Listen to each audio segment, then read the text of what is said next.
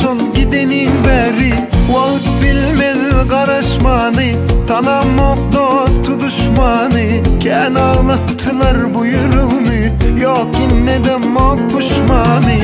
Unuttum geçenleri, yüreğim yakanları, yalandan bakanları.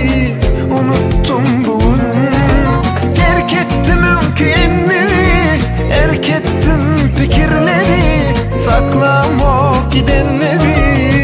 Unuttum bugün, gitsinler yar yarına, canı canına, her kim öz yoluna. Baksınlar sağ soluna, çıkmak yoluma, değmem gönlüme. Gitsinler yar yarına, canı canına, her kim öz yoluna. Baksınlar sağ soluna, çıkmak yoluma, değmem gönlüme.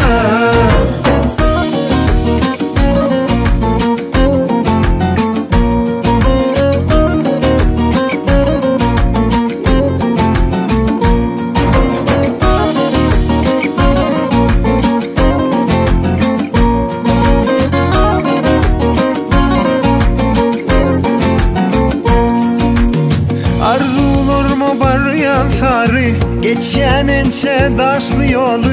İller nemediyse değilsin, alıp bilmez arzularımı. Vaat bilmez karışmanı, tanımak dostu düşmanı. Ken ağlattılar bu yüreğimi, yok yine de pişmanı. Unuttum geçenleri, yüreğim yakanları, yalandan bakanları. Unuttum bugün, terk ettim ülkemi, erk ettim fikirleri, saklamak gidenleri. Unuttum bugün, gitsinler yar yarına, canı canına, her kim öz yoluna. Baksınlar sağ soluna, çıkmak yoluma, değmem gönlüme. Gitsinler yar yarına, canı canına, her kim öz yoluna. Baksınlar sağ soluna, çıkmak yoluma, değmem gönlüme.